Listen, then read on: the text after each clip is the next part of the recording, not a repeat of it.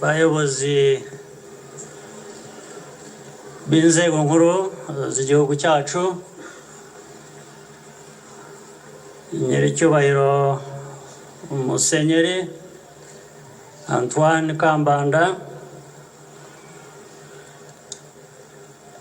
Archbishop wa Kigali, nyiricyubahiro Musenyeri Tadeo Ntihinyurwa, Archbishop wa Kigali ugiye mu kiruhuko, ba nyiricyubahiro bepiskopi baturutse mu mahanga n'abandi bo mu gihugu cyacu, nyakubahwa Musenyeri Yoshevich, intumwa ya Papa mu Rwanda,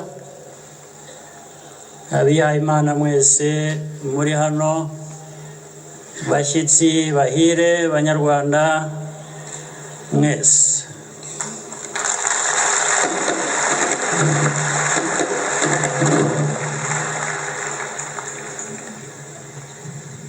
reka mbanze mbasuhuze kandi mbifuriza umunsi mwiza. Uyu munsi w'ibyishimo kuri Kiliziya Gatolika, abayoboke bayo ndetse n'abaturarwanda twese muri rusange.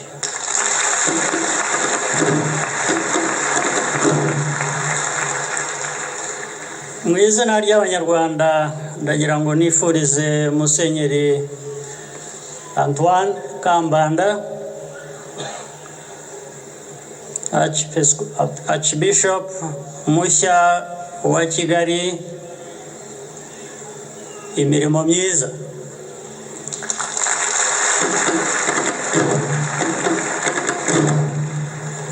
Abaye uwa gatatu ushinzwe uyu murimo. Icyizere nyir'ubutungane Papa akugiriye kirerekana akamaro wagiriye abo wayoboye muri za paruwasi na diyoseze wagiye ushingwa. Tukwifurije ishya n'ihirwe kandi tuzagufasha uko dushoboye kose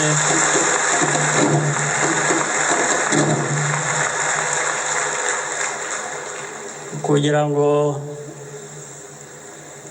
uzashobore kuzuza neza izi nshingano nshya uhawe. Ndashimira kandi Musenyeri Tadeo Ntihinyurwa ku buryo yayoboye iyi Kiliziya mu Rwanda mu myaka irenga 20 ishize.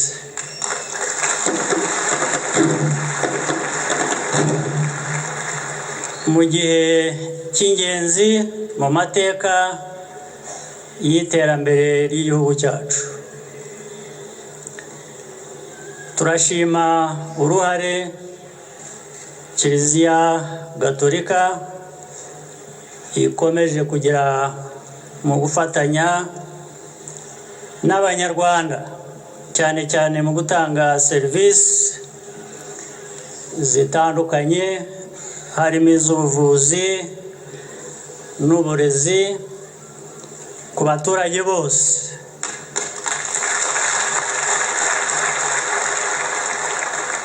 Ari nta kuvangura bishingiye ku madini cyangwa ibindi.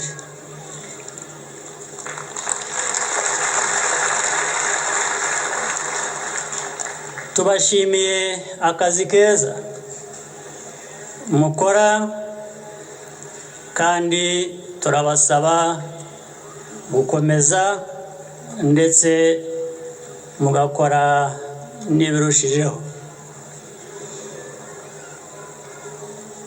Bumwe mu buryo bwo gukora ibyo ni ugukomeza gusangiza abandi inararibonye inzego za Kiliziya zifite, cyane cyane abakora muri izo serivisi. Ibindi byadufasha guhuza ibikorwa byacu no kuzamura ireme ryabyo. Imyaka hafi 2 irashize nk'uko byavuzwe, ubwo nagiraga uruzinduko i Vatican. Papa mu kiganiro cyiza twagize haza ndetse kuvamo gusaba Imana imbabazi mu izina rya Kiliziya yose ku byo baba batarujuje neza mu myaka ishize mu mateka mabi y'igihugu cyacu.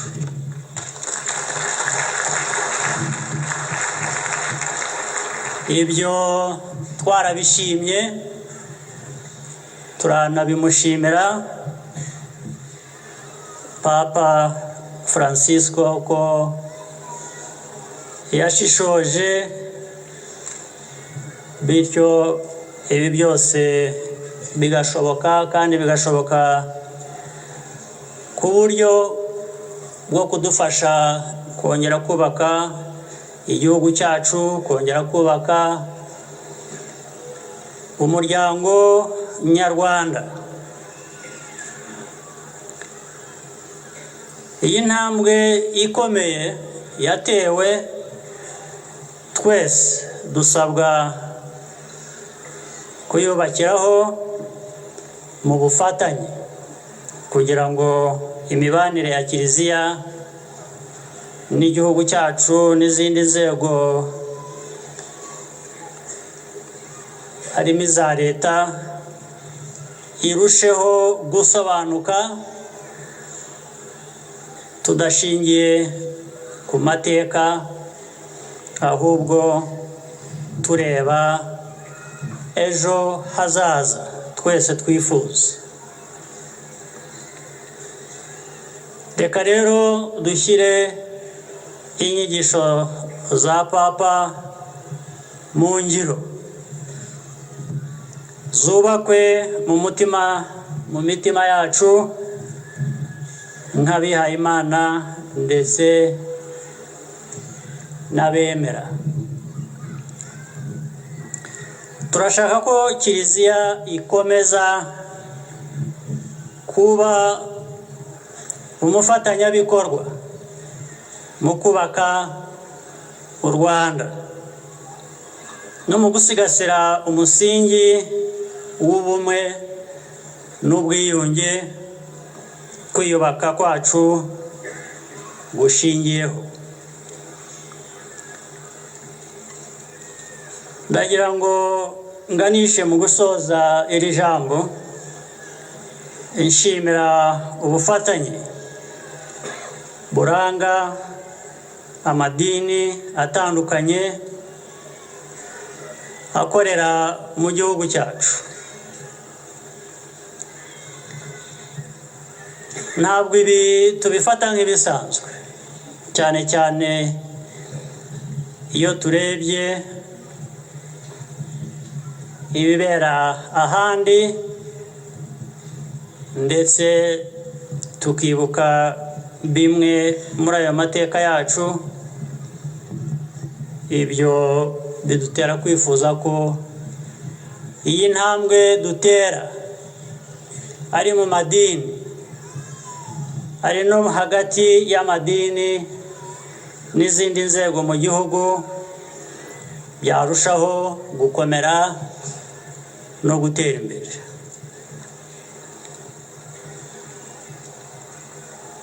Aha ndagira ngo nshimire impuzamadini ya hano iwacu mu Rwanda, iyobowe na ba Musenyeri Kambanda na Laurent Mbanda.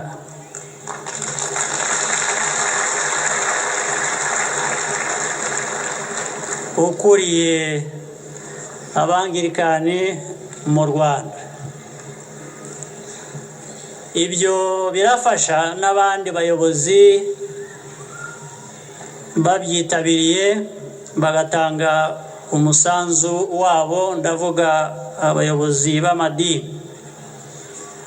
Bityo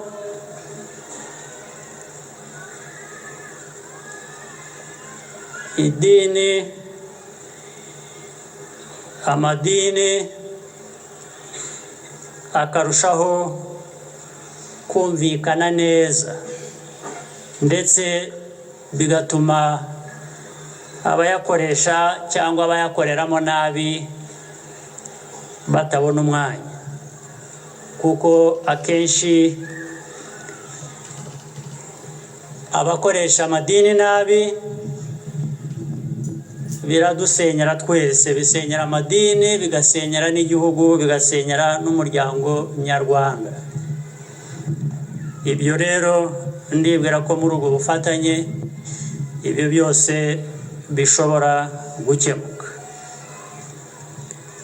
Iyi gahunda y'ingirakamaro ifasha mu gushimangira gukorera hamwe, ndetse ikanateza imbere gahunda y'igihugu yo kubaka ireme mu madini n'imiryango ishingiye ku myemerere.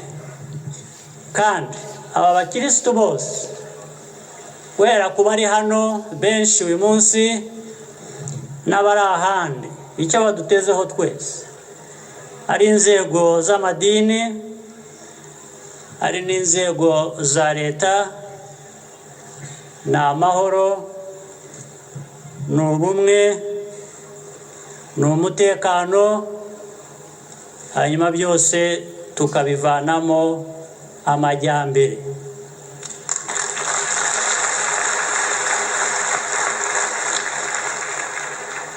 Byavuzwe sinirwa mbisubiramo, roho nzima igomba gutura mu mubiri muzima.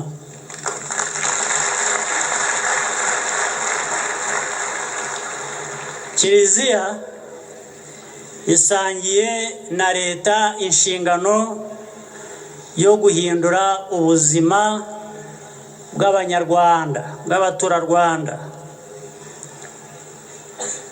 Ntabwo tuzagera ku Mana abantu batameze neza.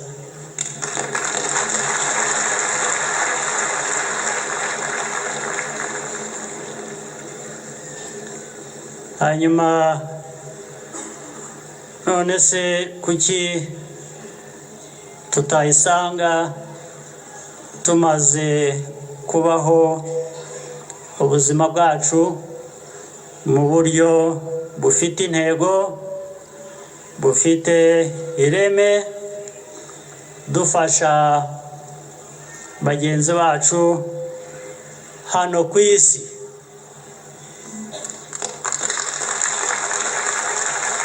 Ibyo kandi biri mu bushobozi bwacu.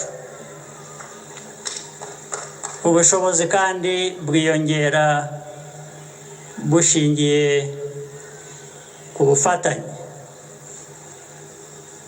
Bityo Imana ikomeze ihe imbaraga, ihe umugisha u Rwanda n'Abanyarwanda, iduhe n'imbaraga zo kwiyubaka, zo kubaka igihugu cyacu ndetse kubaka birenge n'igihugu cyacu.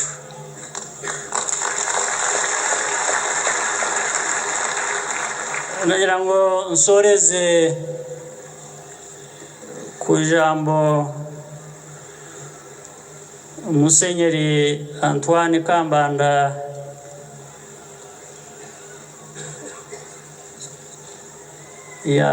yavuze mu isoza ry'ijambo rye, gufasha ntabwo yavuze gufasha, yavuze icyifuzo yari afite cyo kubaka katedrali nshya. Nagira ngo abe ari igihe wongeraho ko tuzafatanya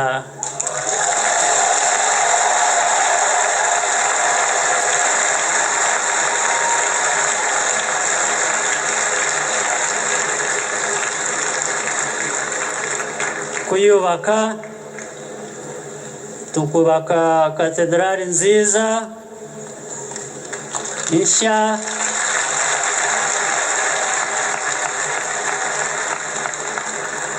kandi icyo gihe nibikunda twanayubaka ahandi hashya naho.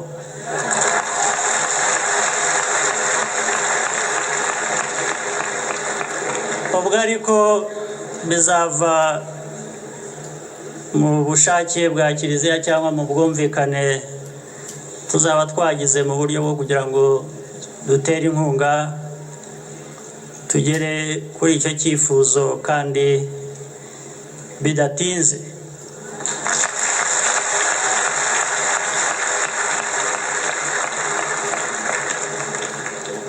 Ntabwo narangiza ntashimiye Musenyeri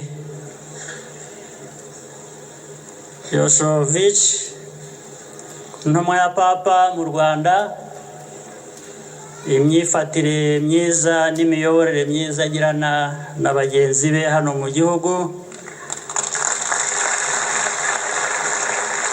kandi nk'intumwa ya Papa isoza imirimo ye nk'uko Papa abyifuza kandi amutugerezeho Papa Francisco